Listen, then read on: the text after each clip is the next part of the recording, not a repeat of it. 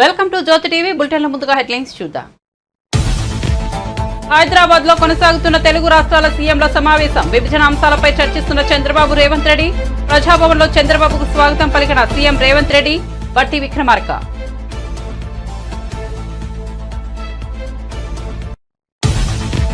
AP రాష్ట్ర ఉప ముఖ్యమంత్రి పవన్ కళ్యాణ్ వారాహి ఏకాదశి దిన దీక్ష ముగింపు. పవన్ కళ్యాణ్ వారాహి అమ్మవారి పూజలు, కలశోద్వాసన క్రతువుతో ప్రత్యేక పూజ. పవన్ కళ్యాణ్ ఇక చాతుర్మాస దీక్షలో ఉంటారని తెలిపిన సన్నిహితులు.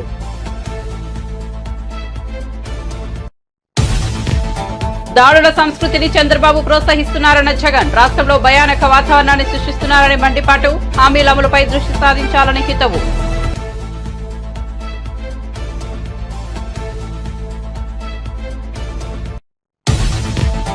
చంద్రబాబు రేవంత్ రెడ్డిలో విభజన సమస్యలను పరిష్కరించుకోవాలని లక్ష్మణ్ సూచన. తిరుమల పవిత్రతను కాపాడాలని చంద్రబాబుకు లేఖ రాస్తానన్న లక్ష్మణ్.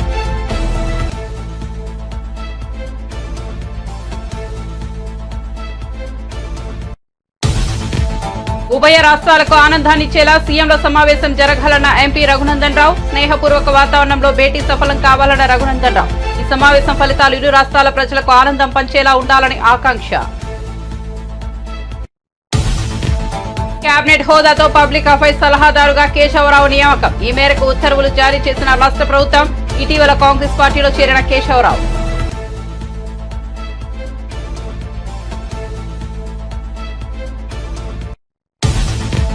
తెలుగు రాష్ట్రాల సీఎంల భేటీపై మంత్రి సత్యకుమార్ కీలక వ్యాఖ్యలు. కేసీఆర్, జగన్ రెండు రాష్ట్రాల మధ్య విద్వేషాలు రగిల్చి రాజకీయ లబ్ధి పొందాలని చూశారని ఆరోపణ. రెండు రాష్ట్రాల మధ్య విద్వేషాలతోనే కేసీఆర్ అధికారంలోకి వచ్చారని విమర్శలు. తనపై వ్యక్తిగత దుష్ప్రచారానికి పాల్పడుతున్నారన్న కాకాని. 2014లో టీడీపీ అధికారంలోకి వచ్చిన తర్వాత అక్రమ లేఅవుట్లు వేశారని ఆరోపణ. సోమిరెడ్డి అనుచరుడు ఆలయ భూములను ఆక్రమించాడన్న కాకాని.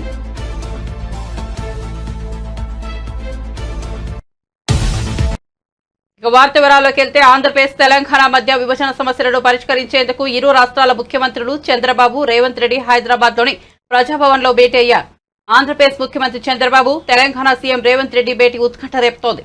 ఉమ్మడి రాష్ట్ర విభజన జరిగి 10 ఏళ్లైనా విభజన చట్టంలోని చాలా సమస్యలు ఇంకా పెండింగ్ లోనే ఉన్నాయి. ఈ నేపథ్యంలో వీటి పరిష్కారం కోసం ఇరు రాష్ట్రాల సీఎంలు చొరవ తీసుకుని ఓ అడుగు ముందుకేశారు. దీంతో తెలుగు రాష్ట్రాల ముఖ్యమంత్రుల మధ్య జరిగే చర్చపై ఆసక్తి నెలకొంది. విభజన సమస్యల పరిష్కారానికి ఎలాంటి రోడ్ మ్యాప్ ఖరారవుతుందో వేచి చూడాలి.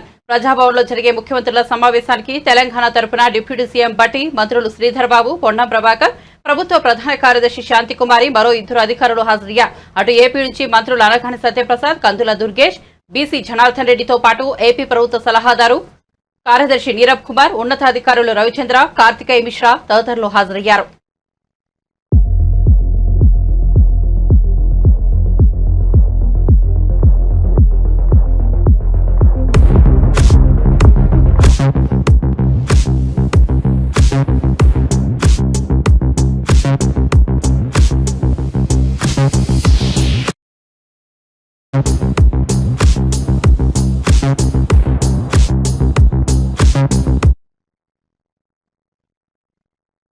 ఏపీ రాష్ట్ర ఉప ముఖ్యమంత్రి పవన్ కళ్యాణ్ చేపట్టిన వారాహి ఏకాదశి దినదీక్ష, వారాహి అమ్మవారి ఆరాధన, కలశోద్వాసన క్రతువులో పరిసమాప్తమైంది. ప్రదోష కాలాన వేద పండితులు, మంత్రోచ్చరణల మధ్య పవన్ కళ్యాణ్ వారాహి మాతకు ప్రత్యేక పూజలు చేశారు. ఏకహారతితో పాటు నక్షత్ర హారతులు అమ్మవారికి సమర్పించారు. వేద పండితులు బ్రహ్మశ్రీ కోశిగంటి సుధీర్ శర్మ, హరినాథ్ శర్మ, వేణుగోపాల శర్మ ప్రజాక్రతువు పూర్తి చేసి ఆశీర్వచనాలు అందజేశారు. ఈ క్రమంలో పవన్ కళ్యాణ్ ఇక మీదట చాతుర్మాస దీక్షలో ఉంటారని ఆయన సన్నిహితులు తెలిపారు. చాతుర్మాస దీక్షను 2 దశాబ్దాలుగా నిర్వహిస్తూ వస్తున్నారు. ఈ దీక్ష ఆషాఢం, శ్రావణం, భానుప్రదం, అశ్వయుజ మాసం కలిపి 4 మాసాల పాటు ఈ దీక్ష కొనసాగుతుందని తెలిపారు. అధికార కార్యకలాపాలను కొనసాగిస్తూనే శుభతిథుల్లో మాత్రం దీక్షా వస్త్రాలు ధరిస్తారని వెల్లడించారు.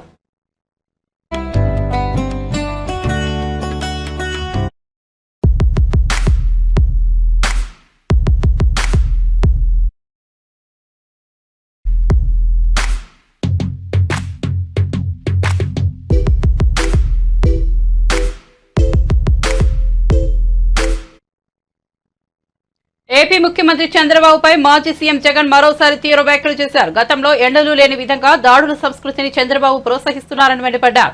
టీడీపీ శ్రేణులు దాడులను వెంటనే ఆపకపోతే రానున్న రోజుల్లో టీడీపీ వాళ్లకు కూడా అదే గతి పడుతోందని మరోసారి వార్నింగ్ ఇచ్చారు. టీడీపీ శ్రేణుల దాడిలో గాయపడి కడప రిమ్స్ ఆసుపత్రిలో చికిత్స పొందుతున్న పార్టీ కార్యకర్తలను జగన్ పరామర్శించారు.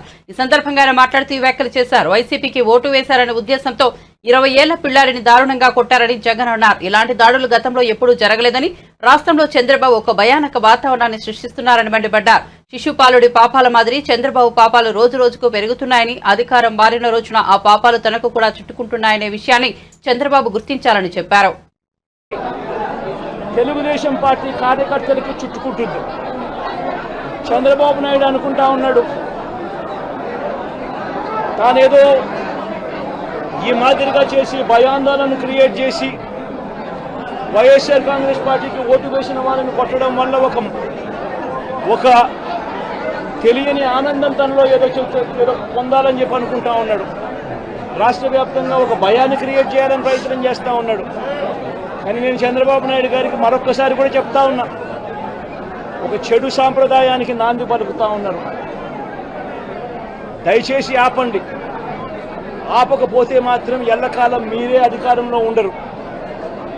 అధికారం మారిన రోజున ప్రజలు చంద్రబాబు నాయుడు గారు చేస్తూ ఉన్న ఈ అన్యాయాలను చూసి శిశుపాలని పాపాలు పండినట్టుగా ఆ పాపాలు చాలా వేగంగా పండుతూ ఉన్నాయి. అధికారం మారిన రోజున తాను చేస్తూ ఉన్న ఈ చెడు సాంప్రదాయం తనకే చుట్టుకుంటుంది. ఈరోజు దెబ్బలు తగిలినా దెబ్బలు తిన్నా ప్రతి ఒక్కరూ కూడా రేపొద్దున ఇదే మళ్ళీ అటువైపున చేసేదానికి మీరంతటి మీరే బీజం వేస్తూ ఉన్నారు. ఇది సరైన పద్ధతి కాదు. నాయకులుగా ఉన్న మనలాంటి వాళ్ళని ఇలాంటివి ప్రోత్సహించాల్సిన పని ఎప్పుడు రాకూడదు, జరగకూడదు. దయచేసి చంద్రబాబు నాయుడు గారికి ఇప్పటికైనా చెప్తా ఉన్నా, చంద్రబాబు నాయుడు గారిని హెచ్చరిస్తూ ఉన్నాను, మరొక్కసారి మళ్ళీ హెచ్చరిస్తూ ఉన్నాను.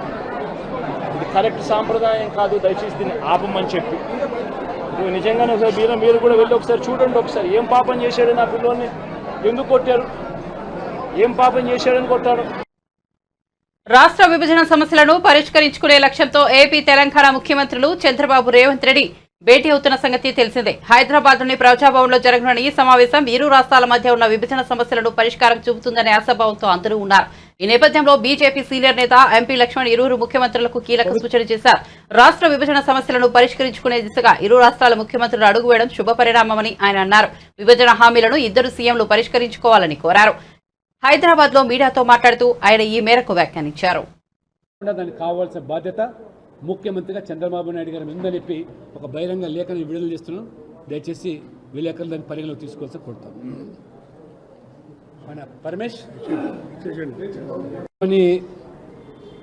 భారతీయ జనతా పార్టీ దేశవ్యాప్తంగా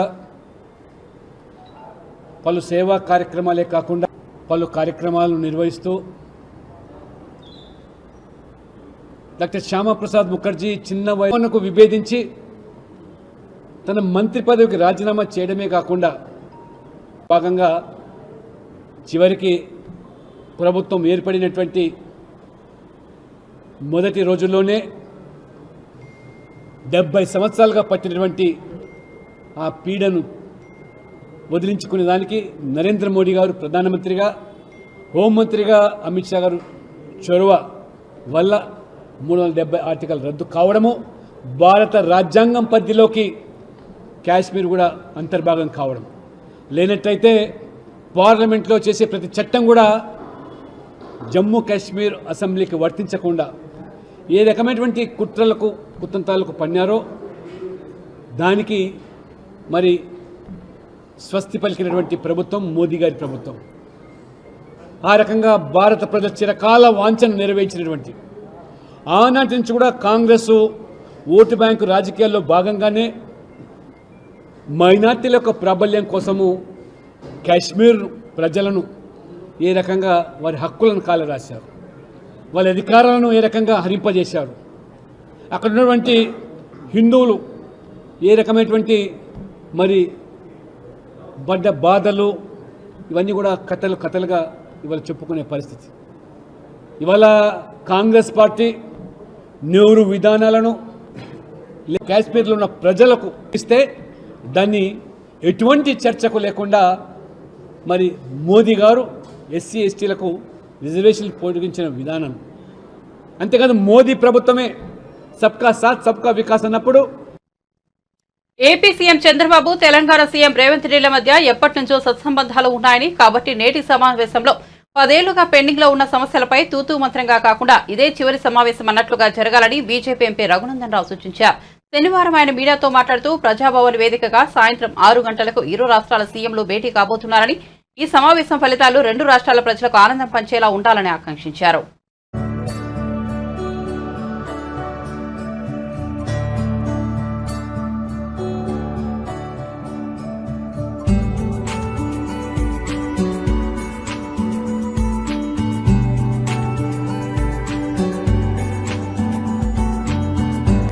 జరగబోతున్నటువంటి సమావేశ ఫలితాలు రేపు ఉభయ రాష్ట్రాల ప్రజలకి ఆనందాన్ని పంచే రీతిలో ఉండాలని చెప్పి నేను ఇరు రాష్ట్రాల ముఖ్యమంత్రులకి సవినయంగా అప్పీల్ చేస్తా ఉన్నాను. గత 10 సంవత్సరాలుగా పెండింగ్లో ఉన్నాయని చెప్తున్నటువంటి విభజన సమస్యలు ఇద్దరిని గురు శిష్యులు అంటారా, ఇరు రాష్ట్రాల ముఖ్యమంత్రులు అని చెప్తారా, what ever you name it, ఇద్దరు కలిసి ఒకే పార్టీలో చాలా కాలం పనిచేసినారు. ఇద్దరి మధ్యలో సన్నిహిత సంబంధ బాంధవ్యాలు ఉన్నాయి. కాబట్టి ఇరు రాష్ట్రాల ముఖ్యమంత్రులు గత ముఖ్యమంత్రులకి భిన్నంగా ఒక మంచి సుహృద్భావ వాతావరణంలో ఈరోజు సమావేశాన్ని జరపాలని, చాలా కాలం నుంచి తెలంగాణ నుంచి వచ్చి ఆంధ్రప్రదేశ్లో ఉన్నటువంటి మా ఎంప్లాయీస్ అందరినీ తిరిగి తెలంగాణకు తీసుకొచ్చే రీతిలో వారి అడుగులు పడాలని తెలంగాణ రాష్ట్ర ముఖ్యమంత్రి గారికి, అదే రకంగా పెండింగ్లో ఉన్నటువంటి ఇరు రాష్ట్రాల సమస్యలు భాగ్యనగరంలో ఆంధ్రప్రదేశ్కి చెందాల్సినటువంటి న్యాయంగా దక్కాల్సిన వాటాలు ఏమైనా ఉంటే వాటి విషయం లోపల ఒక స్పష్టతనివ్వాలని, ఈ మీటింగ్ చివరి సమావేశం ఇరు రాష్ట్రాల మధ్యలో ఉన్నటువంటి సమస్యల పరిష్కారంకి ఏర్పాటు చేసిన సమావేశంగా జరగాలి తప్ప తూతూ మంత్రంగా జరిపి మళ్ళీ ఒక సమావేశం పెడతాం మళ్ళీ పరిష్కరిస్తామని ఇప్పటికే ఒక దశాబ్ద కాలం నుంచి ఇరు రాష్ట్రాల మధ్యలో పెండింగ్లో ఉన్నటువంటి ప్రతి సమస్యని పరిష్కరించే దిశగా ఈ సమావేశం జరుగుతుందనేటువంటి సంపూర్ణమైనటువంటి ఆశాభావాన్ని నేను వ్యక్తం చేస్తా ఉన్నాను.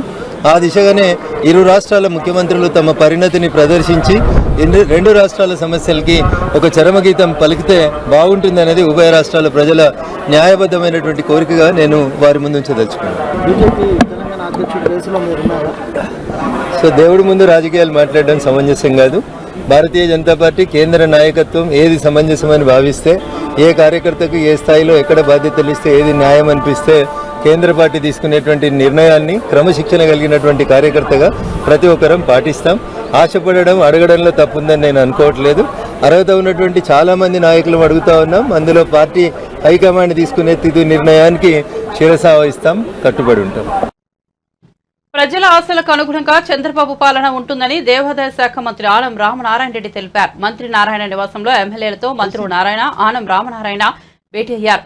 జిల్లాల సమస్యలు, అభివృద్ధిపై సుదీర్ఘ చర్చలు జరిపారు. ఉమ్మడి నెల్లూరు జిల్లాలో అపరిష్కృత సమస్యలపై చర్చించినట్లు తెలిపారు. జిల్లా అభివృద్ధిపై అధికారులతో చర్చించి కలిసికట్టుగా పనిచేస్తామని అన్నారు. పార్టీ బలోపేతానికి జిల్లా అభివృద్ధిపై దృష్టి సారిస్తున్నామని తెలిపారు. జిల్లా మంత్రులు, ఎమ్మెల్యేలు, ఎంపీల ఐక్యతతో కలిసికట్టుగా పనిచేస్తున్నామని మంత్రి ఆనం రామనారాయణ రెడ్డి పేర్కొన్నారు. చేసిన పనులు డబ్బులు ఇవ్వలేదు, దండినటువంటి ట్యాక్సులను కూడా డైవర్ట్ చేసేశారు. ఏ శాఖలో ఎంత డబ్బు ఉందనేది కూడా ఇవాళ అర్థం కాని పరిస్థితిలో డైవర్సిఫికేషన్ ఆఫ్ ఫండ్స్ని చాలా పెద్ద ఎత్తున చేసి ఆ ప్రభుత్వం దుర్వినియోగం చేసింది. 100 కాదు 1000 కోట్ల మీద ఈ దుర్వినియోగం ఇవాళ కేంద్రీకృతమవుతూ ఉంది. వీటన్నిటినీ ఒకసారి సమీక్షించుకున్న తర్వాత ఏ విధంగా మళ్ళీ వీటన్నిటినీ సరి చేసుకోవాలి, వాళ్ళని అన్నింటినీ కూడా సరైన గాడిలో పెట్టాలి, ప్రభుత్వ విధానాలని సరిచేయాలి.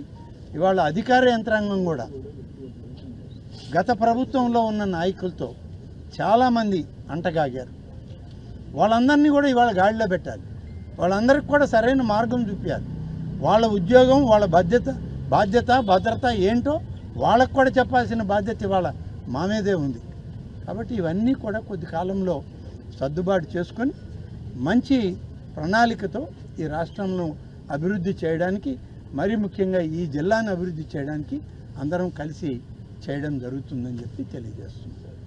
త్వరలోనే ఇప్పుడే మన మంత్రి గారు ఇరిగేషన్ మినిస్టర్ గారితో కూడా మాట్లాడారు. ఇప్పుడు మేము మాట్లాడాం, మొన్న కూడా ఆయన మాట్లాడారు, నిన్న కూడా చెప్పాం. మనకున్నటువంటి ఇరిగేషన్ శాఖ మంత్రులు శ్రీ నిమ్మల రామానాయుడు గారు, వారిని మన జిల్లాకు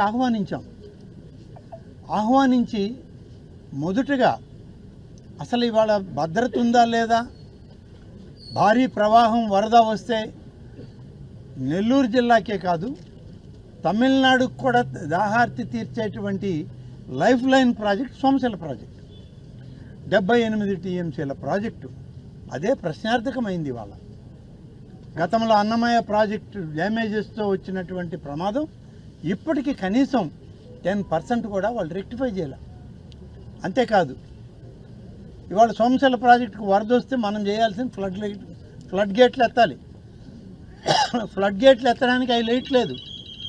కారణం గడిచిన 3-4 సంవత్సరాలుగా ఫ్లడ్ గేట్లు ఎత్తడానికి వాడేటువంటి రోప్ సిస్టమ్ని గ్రీసింగ్ చేయడం లేదు. గ్రీసింగ్ చేయడానికి డబ్బులు ఏమంటున్నారు? కనీసం ఆ ఇనప రోపులకి గ్రీసు పూస్తే గేట్లు లేస్తాయి. గ్రీసు కూడా పోయలేదు. అందుకనే పోయినసారి 2 ఫ్లడ్ గేట్లు కొట్టుకుపోయాయి. ఈసారి మిగిలిన ఫ్లడ్ గేట్ల పరిస్థితి ఏంటి? ఫ్లడ్ గేట్లు కొట్టుకుపోవడంతో యాప్రాన్ కొట్టుకుపోయింది. యాప్రాన్ కొట్టుకుపోవడం అంటే డ్యామేజ్ అవుతుంది. డ్యామ్ సోమశిల డ్యామే ప్రశ్నార్థకం ఇవాళ. అలాగే సోమేశ్వర స్వామి ఆలయం పక్కనే అమ్మవారి విగ్రహం పోయి ఎక్కడన్నా పెన్నా నదిలో తేలింది.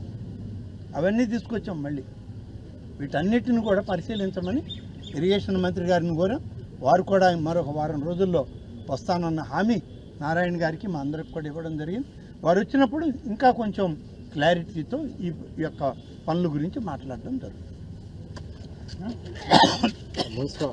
మున్సిపాలిటీస్ రివ్యూ ఉంది, అదైన తర్వాత ఒక్క పాయింట్ కూడా గ్రోత్ లేదు. ఇక్కడ మేము దయదత్తి ఎయిర్పోర్ట్ తెచ్చుకోవాలా. మా టైంలో ఆనాడు మా ముఖ్యమంత్రి గారు చంద్రబాబు నాయుడు గారు ఫౌండేషన్ వేశారు. ఇటు దుగ్గరాజపట్నం పోర్ట్, ఇక్కడ ఎయిర్పోర్ట్. అట్లే కిసాన్ ఎస్సీజెడ్ ఇప్పుడు పివి నరసింహారావు గారు అప్పుడు విభజన సమస్యలతో పాటు ఆంధ్రప్రదేశ్ తెలంగాణ మధ్య అపరిష్కృతంగా ఉన్న సమస్యల పరిష్కారం కోసం 2 తెలుగు రాష్ట్రాల ముఖ్యమంత్రులు నడుం బిగించారు. అందులో భాగంగా హైదరాబాద్ వేదిక ఏపీ సీఎం చంద్రబాబు, తెలంగాణ ముఖ్యమంత్రి రేవంత్ రెడ్డి సమావేశమయ్యారు. ఈ సమయంలో కీలక వ్యాఖ్యలు చేశారు ఏపీ ఆరోగ్య శాఖ మంత్రి సత్యకుమార్ యాదవ్. గతంలో కేసీఆర్, జగన్ 2 తెలుగు రాష్ట్రాల మధ్య విద్వేషాలు రగల్చి రాజకీయ లబ్ధి పొందాలని చూశారని ఆరోపించిన ఆయన 2 రాష్ట్రాల మధ్య విద్వేషాలతోనే కేసీఆర్ అధికారంలోకి వచ్చారని విమర్శించారు. అయితే 2 రాష్ట్రాల పరిష్కారం కోసం ఇద్దరు సీఎంలు భేటీ కావడం అభినందనీయమని పేర్కొన్నారు. విభజన చట్టంలో ఉన్న షెడ్యూల్ 9-10 అంశాల మీద మంచి వాతావరణంలో చర్చలు జరుగుతాయని ఆశాభావం వ్యక్తం చేశారు. మధ్య ఆస్తుల పంపకాలు, ఉద్యోగస్తుల విషయాల్లో ఉంటున్న సమస్యలు, నీటి పంపకాలు, ఇవి ఒక స్నేహపూరిత వాతావరణంలో జరిగి ఏ రకంగా అయితే చట్టంలో రాజకీయాలకు ఎటువంటి అవకాశం ఇవ్వకుండా చట్టంలో పేర్కొన్నట్టుగా దాని ఆధారంగా పరిష్కరించుకోవడానికి ఇద్దరు ముఖ్యమంత్రులు ముందుకు రావడం చాలా అభినందనీయం. 10 సంవత్సరాల క్రితం రాష్ట్రం విభజన జరిగితే రాజకీయ కారణాలతో ఆనాటి కాంగ్రెస్ ప్రభుత్వం చాలా అన్యాయంగా, అశాస్త్రీయంగా రాష్ట్ర విభజన చేసినప్పుడు ఇక్కడ ఎన్డీఏ ప్రభుత్వం వచ్చినప్పటికీ విభజన తర్వాత అక్కడ కేసీఆర్ గారి ప్రభుత్వం రావడం, ఆ కేసీఆర్ గారి ప్రభుత్వం వచ్చిన తర్వాత రాజకీయ అంశాలతో, ఎందుకంటే ఆయన అధికారంలోకి రావడమే 2 ప్రాంతాల మధ్య వైషమ్యాలు పెంచి రావడం కారణంగా ఈ సమస్యల పరిష్కారం కోసం ఆయన ఎక్కడ కూడా ఏనాడు కూడా దృష్టి పెట్టాల. అయితే తర్వాత మళ్ళీ ఆయనే రావడం, ఈ రాష్ట్రంలో మళ్ళీ జగన్మోహన్ రెడ్డి గారి ప్రభుత్వం రావడం, వారి ఇద్దరి మధ్య లోపాయికారి ఒప్పందం, ఈ 2 ప్రాంతాల మధ్య తెలుగు అన్నదమ్ములుగా కలిసి ఉంటున్న అన్నదమ్ముల మధ్య ఆ విద్వేషపూరిత వాతావరణాన్ని నెలకొల్పి దానివల్ల రాజకీయ లబ్ధి పొందాలని ప్రయత్నం చేశారు. తెలంగాణ రాష్ట్ర ప్రభుత్వ సలహాదారుగా సీనియర్ నాయకుడు కె కేశవరావు నియమితులయ్యారు. ఆయనకు కేబినెట్ హోదాను కల్పించారు. కేబినెట్ హోదాతో పబ్లిక్ అఫైర్స్ సలహాదారుగా ఆయన నియమిస్తూ రాష్ట్ర ప్రభుత్వం జీవో జారీ చేసింది. కేశవరావు ఇటీవల బీఆర్ఎస్ పార్టీని వీడి కాంగ్రెస్ పార్టీలో చేరారు. ఏఐసీసీ అధ్యక్షుడు మల్లికార్జున ఖర్గే, ముఖ్యమంత్రి రేవంత్ రెడ్డిల సమక్షంలో కాంగ్రెస్ కండువా కప్పుకున్నారు. అనంతరం తన రాజ్యసభ సభ్యత్వానికి రాజీనామా చేశారు. ఆయన రాజీనామాను కూడా రాజ్యసభ చైర్మన్ ఆమోదించారు.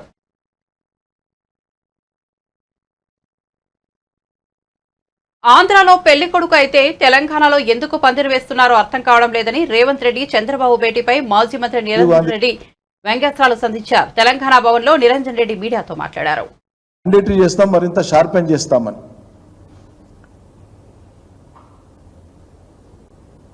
వారు ఇచ్చినటువంటి ప్రామిసే, వారు మాట్లాడిందే. ఓ చేతితో రాజ్యాంగాన్ని పట్టుకొని ప్రామిస్ చేసి ఈరోజు రాహుల్ గాంధీ గారు స్వయంగా ఆయనే స్వయంగా చేస్తున్నది ఏంటి, మాట్లాడింది ఏంటి, చేస్తున్నది ఏంటి? యాంటీ డిఫెక్షన్ లాను ఇంప్లిమెంట్ చేస్తామని చెప్పి, రాజ్యాంగాన్ని కాపాడుతామని చెప్పి, పుస్తకం చేతిలో పట్టుకొని రాజ్యాంగాన్ని చేతిలో పట్టుకొని ప్రమాణం చేసి, ఇంకో చేతితోన బీఆర్ఎస్ పార్టీ నుంచి గెలిచినటువంటి మాజీ స్పీకర్ పోచారం శ్రీనివాసరెడ్డి గారిని ఈ చేతిలో ఒక రాజ్యాంగం పట్టుకొని ఈ చేతితోనే కరచాలని చేస్తున్నాడు రాహుల్ గాంధీ. రాజ్యాంగాన్ని హాస్యాస్పదపరచడం కాదా ఇది? ఈ రాష్ట్రంలో మిగిలినటువంటి శాసనసభ్యులు 4-5 వివిధ సందర్భాల్లో కాంగ్రెస్ పార్టీలో చేరిన కాంగ్రెస్ చేర్చుకున్నది, ఓకే. మరి రాహుల్ గాంధీ గారు వారు ప్రవచించినటువంటి నీతి సూత్రాలకు కట్టుబడి ఉంటే, రాజ్యాంగ సూత్రాలకు కట్టుబడి ఉంటే, వారు చెప్పినటువంటి ధర్మ సూత్రాలకు కట్టుబడి ఉంటే, వారు చెప్పిన రాజకీయ విలువలకు కట్టుబడి ఉంటే వీళ్ళందరి చేత రాజీనామా చేయించమని ఎందుకు చెప్పట్లేదు? వీళ్ళతో రాజీనామా చేయించి విలువలకు మేము పట్టం కడుతున్నామని ఎందుకు మాట్లాడతలేరు? ఈ డబుల్ స్టాండర్డ్స్ ఎందుకు మరి మీకు? మరి మొన్ననే కేశవరావు గారు రాజ్యసభ కూడా రాజీనామా చేసింది కదా, అదే మోతాదులో అదే పద్ధతిలో ఇతర పార్టీల నుంచి గెలిచి వచ్చినటువంటి వాళ్ళు మా పార్టీలో జాయిన్ అయితే కండిషనల్గా వాళ్ళు రాజీనామా చేసి రావాలని ఎందుకు చెప్తలేడు రాహుల్ గాంధీ? అంటే రాహుల్ గాంధీ గారు మాట్లాడినటువంటి మాటలన్నీ కూడా డబుల్ స్టాండర్డ్స్ అని చెప్పి దేశం భావించదా? ఆయన దేశ నాగరిక భారమని అనేక సార్లు చెప్తుంటాడు, దేశ పౌరులను ఉద్దేశించి మాట్లాడుతుంటాడు. పార్లమెంట్లో మాట్లాడేటప్పుడు కూడా ఇప్పుడు విపక్ష నేత, ప్రతిపక్ష నేత, ఇదివరకు విపక్ష పార్టీ ఎంపీగా మాట్లాడేటప్పుడు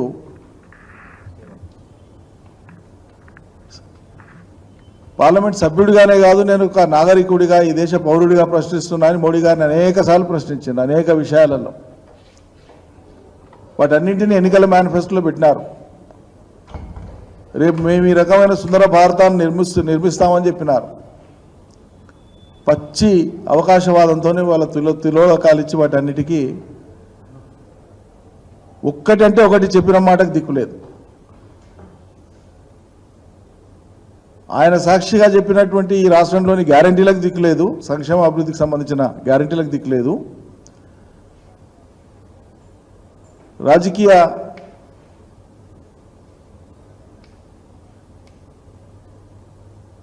ఏమంటాం అసలు ఆ పదాలు ఉపయోగించాలంటే నాకు కూడా ఇబ్బందిగా ఉంది. ఒక పార్టీ నుంచి గెలిచి ఇంకో పార్టీకి వచ్చేటప్పుడు ఇంత నిస్సిగ్గుగా ఎట్లా ప్రోత్సహిస్తారు?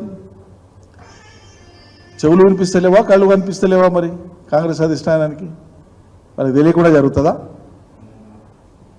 వాళ్ళు ఎగ్జిబిట్ చేస్తూ ఉంటే వాళ్ళ కరచాలను చేసి స్వాగతిస్తూ ఉంటానంటే ఏం విలువలు ఉన్నట్లు మీకు? మరి ఎందుకు మాట్లాడినారు విలువల గురించి? వీటన్నింటికీ ఖచ్చితంగా సాక్షాత్తు రాహుల్ గాంధీ గారే జవాబు చెప్పాలి. ఎందుకంటే ఒక నాగరిక పౌరుడిగా అడుగుతున్నాను. రాహుల్ గాంధీని ప్రశ్నించాలంటే రాజకీయంగా తనను ఎదుర్కోలేక వ్యక్తిగత దుష్ప్రచారానికి పాల్పడుతున్నారని టీడీపీ ఎమ్మెల్యే సోమిరెడ్డిపై మాజీ మంత్రి కాకాని గోవర్ధన్ రెడ్డి మండిపడ్డారు. 2014లో టీడీపీ అధికారంలోకి వచ్చిన తర్వాత అక్రమ లేఅవుట్లు వేశారని, సోమిరెడ్డి అనుచరుడు పోలేరమ్మ ఆలయ భూములను కూడా ఆక్రమించారని చెప్పారు. అక్రమ లేఅవుట్లపై అప్పట్లోనే జిల్లా కలెక్టర్కు ఫిర్యాదు చేశామని, 40 లేఅవుట్లు ఉన్నాయని డివిజనల్ పంచాయతీ అధికారి నివేదిక ఇచ్చారని తెలిపారు. టీడీపీ ప్రభుత్వ హయాంలోనే విజిలెన్స్ అధికారులు విచారణ చేసి 6.5 కోట్ల జరిమానా విధించారని, అయితే సోమిరెడ్డి జోక్యం చేసుకుని జరిమానా కట్టకుండా చేశారని చెప్పారు. మొదటిసారిగా తెలుగుదేశం ప్రభుత్వం అధికారంలోకి వచ్చిన తర్వాత 2014-2019 మధ్య విచ్చలవిడిగా ఈ అక్రమ లేఅవుట్ను ప్రోత్సహించడం, ప్రభుత్వ స్థలాలని కబ్జా చేయడం, చివరికి సోమిరెడ్డి అనుచరుడిగా ఉన్నటువంటి వ్యక్తే పోలేరమ్మ మాన్యం దేవుడికి సంబంధించినటువంటి స్థలాన్ని కూడా ఆక్రమిస్తే స్థానికంగా ఉండేటువంటి ప్రజలు దానిని ఎదుర్కొని ఆ ఆక్రమణలన్నిటిని కూడా తీసివేయడం జరిగింది. మొత్తం రోడ్లు, డొంకలు, దారులు, పోరంబోకలు అన్నీ ఆక్రమించి వేశారు. విజిలెన్స్ వాళ్ళు ఎంక్వైరీ చేసి, విజిలెన్స్ అండ్ ఎన్ఫోర్స్మెంట్ విభాగం ఎంక్వైరీ చేసి 2018లో 6,52,36,405 రూపాయలు ప్రభుత్వానికి నష్టం జరిగింది అని పెనాల్టీ విధించింది. 2016లో విజిలెన్స్ అండ్ ఎన్ఫోర్స్మెంట్ ఎంక్వైరీ చేసేటప్పుడు ఏ ప్రభుత్వం ఉంది? 2018లో 6,52 లక్షల రూపాయలు వేసినప్పుడు ఏ ప్రభుత్వం ఉంది? ఎందుకని మీరు ఈ అక్రమ లేఅవుట్ల మీద ఆ రోజు కొరడా దులిపించలేకపోయారు? మీ ప్రభుత్వంలో 6,52 లక్షల రూపాయలు వాళ్ళు ఇస్తే సోమిరెడ్డి వాళ్ళ దగ్గర అందరి దగ్గర 2 కోట్ల రూపాయలు ఆ రోజు డబ్బులు తీసుకొని మీరు కట్టాల్సినటువంటి పని లేదని చెప్పి ప్రభుత్వ ఆదాయానికి గండి కొట్టి మీ ఇష్టారాజ్యంగా వ్యవహరించమంటే ఆ రోజు అధికారులు తీసుకెళ్ళి నోటీసులు ఇవ్వడానికి పోతే అది కూడా రాశారు దీంట్లో వెళ్ళి 15 మంది అసలు మేము నోటీసులు తీసుకోమన్నారు. బులెటిన్ ముగించే ముందు హెడ్లైన్స్ మరోసారి చూద్దాం. హైదరాబాద్ లో కొనసాగుతున్న తెలుగు రాష్ట్రాల సీఎంల సమావేశం. విభజన అంశాలపై చర్చిస్తున్న చంద్రబాబు, రేవంత్ రెడ్డి. ప్రజాభవన్ లో చంద్రబాబుకు స్వాగతం పలికిన సీఎం రేవంత్ రెడ్డి, బట్టి విక్రమార్క.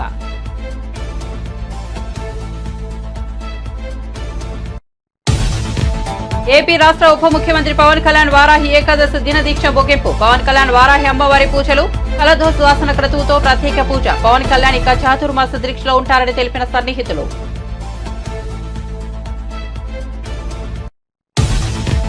దాడుల సంస్కృతిని చంద్రబాబు ప్రోత్సహిస్తున్నారన్న జగన్. రాష్ట్రంలో భయానక వాతావరణాన్ని సృష్టిస్తున్నారని మండిపాటు. హామీల అమలుపై దృష్టి సారించాలని హితవు.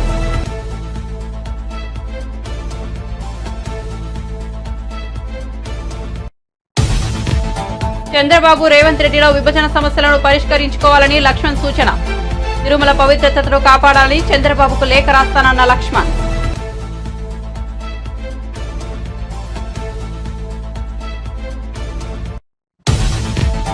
ఉభయ రాష్ట్రాలకు ఆనందాన్నిచ్చేలా సీఎంల సమావేశం జరగాలన్న ఎంపీ రఘునందన్ రావు. స్నేహపూర్వక వాతావరణంలో భేటీ సఫలం కావాలన్న రఘునందన్ రావు. ఈ సమావేశం ఫలితాలు ఇరు రాష్ట్రాల ప్రజలకు ఆనందం పంచేలా ఉండాలని ఆకాంక్ష. కేబినెట్ హోదాతో పబ్లిక్ అఫైర్స్ సలహాదారుగా కేశవరావు నియామకం. ఈ మేరకు ఉత్తర్వులు జారీ చేసిన రాష్ట్ర ప్రభుత్వం. ఇటీవల కాంగ్రెస్ పార్టీలో చేరిన కేశవరావు.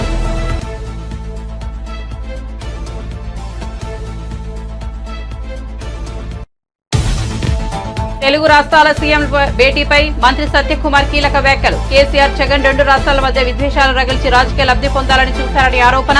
2 రాష్ట్రాల మధ్య విద్వేషాలతోనే కేసీఆర్ అధికారంలోకి వచ్చారని విమర్శలు. తనపై వ్యక్తిగత దుష్ప్రచారానికి పాల్పడుతున్నారన్న కాకాని. 2014లో టీడీపీ అధికారంలోకి వచ్చిన తర్వాత అక్రమ లేఅవుట్లు వేశారని ఆరోపణ.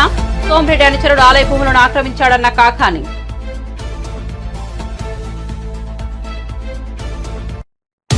మరిన్ని అప్డేట్స్ కోసం చూస్తూనే ఉండండి జ్యోతి టీవీ.